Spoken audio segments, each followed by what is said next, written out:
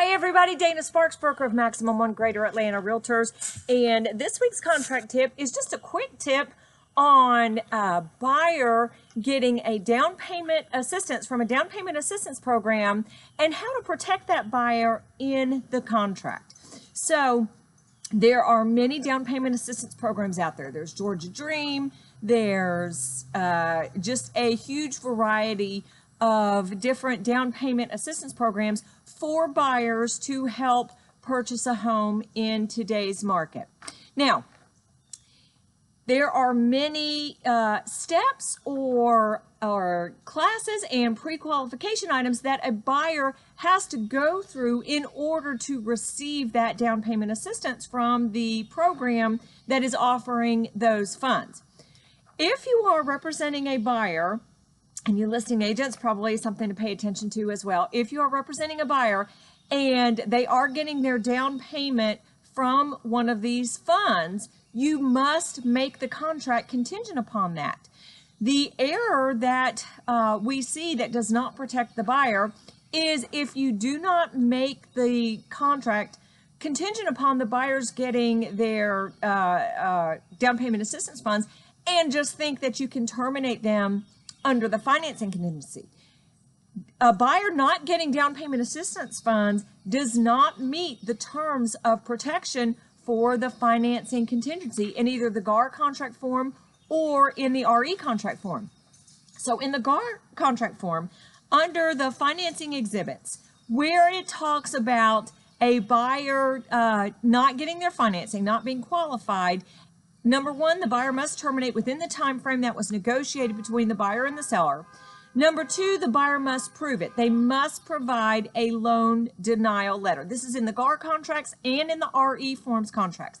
Now, in the GAR, the buyer must terminate within the time frame that was negotiated, but then they have an additional 7 days to provide that loan denial letter. In the RE forms contract, they must terminate within the financing contingency time frame negotiated and provide the loan denial letter simultaneous with, that must be sent to the listing agent along with the termination notice. There's no lag in that delay. Now, let's see what the contract states about that loan denial letter. So in the GAR financing exhibits, it does state that notwithstanding any provision to the contrary contained herein, the loan denial letter may not be based on any of the following. A, buyer lacking sufficient funds other than the amount of loan to close. B, buyer not having leased or sold other real property unless that contingency is expressly provided for in the agreement.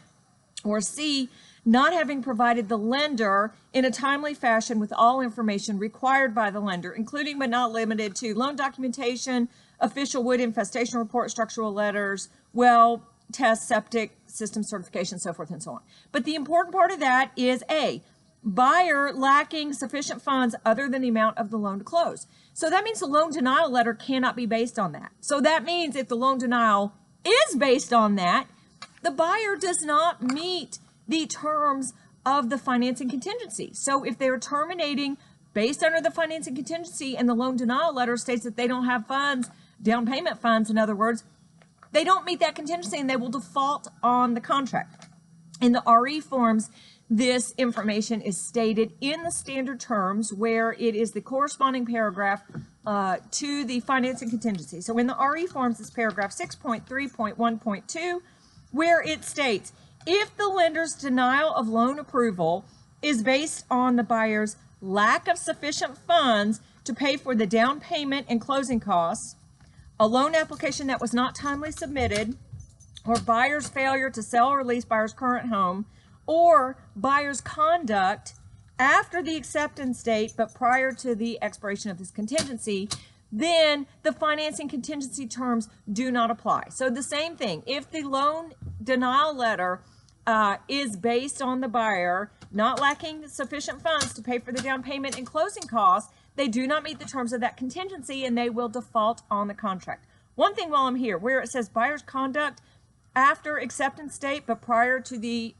expiration of this contingency, that means a buyer going out and buying furniture, appliances, so forth and so on, and changing their credit status where now their credit does not meet the terms. If the credit score at one point before contract did fall into the lender's guidelines, and now the buyer went and bought stuff on credit and changed their credit status, that's their conduct between binding agreement date and the financing contingency. But anyway, back to the down payment issue.